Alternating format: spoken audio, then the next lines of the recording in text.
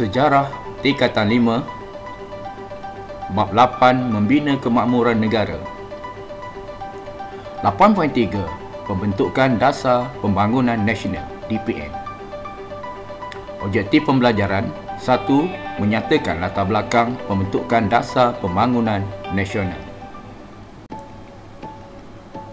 Pembentukan Dasar Pembangunan Nasional (DPN).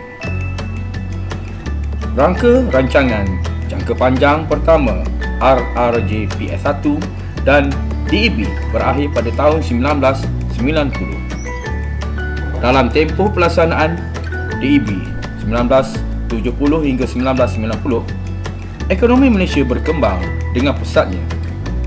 Kejayaan menyeluruh yang telah dicapai memerlukan masa yang lebih lama untuk menampakkan hasil yang berkesan.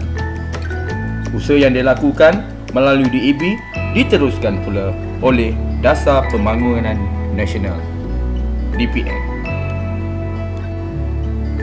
Latar belakang pembentukan Dasar Pembangunan Nasional (DPN). Dasar Pembangunan Nasional telah dilancarkan oleh Tun Dr. Mahathir Mohamad, Perdana Menteri Malaysia keempat, pada 17 Jun 1991. Dasar Pembangunan Nasional merupakan kesinambungan dasar ekonomi yang dirangka untuk tempoh 10 tahun, iaitu daripada tahun 1990 to 2000, iaitu melalui rangka rancangan jangka panjang kedua RRJP2. Dasar Pembangunan Nasional merupakan usaha untuk menjadikan Malaysia sebuah negara maju berdasarkan Wawasan 2020. Matlamat Dasar Pembangunan Nasional. Matlamat Dasar Pembangunan Nasional adalah untuk mencapai perpaduan negara melalui pengagihan kekayaan. Matlamat ini dapat dicapai melalui pembangunan seimbang antara negeri dan antara bandar dengan luar bandar melalui beberapa aspek.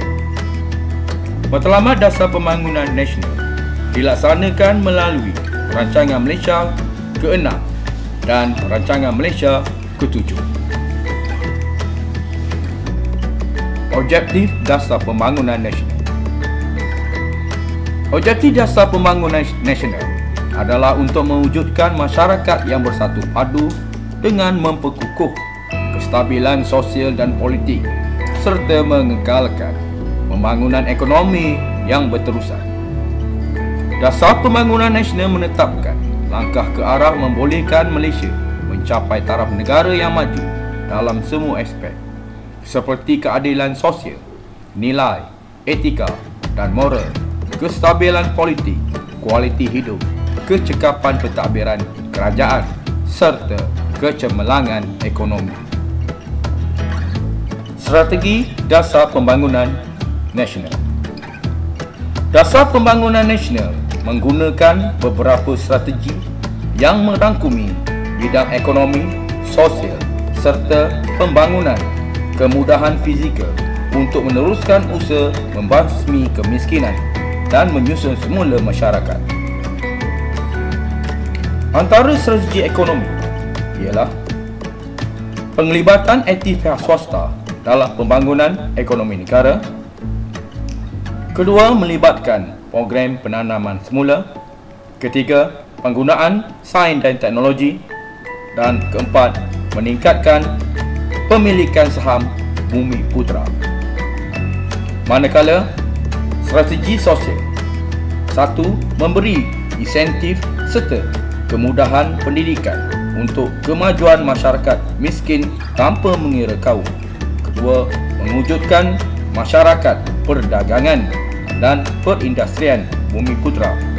Ketiga, membentuk masyarakat yang berdisiplin dan progresif. Dari segi kemudahan fizikal dan alam sekitar, strateginya ialah menyediakan dan menambah baik kemudahan asas. Kedua, pembangunan mampan tanpa mengabaikan alam sekitar.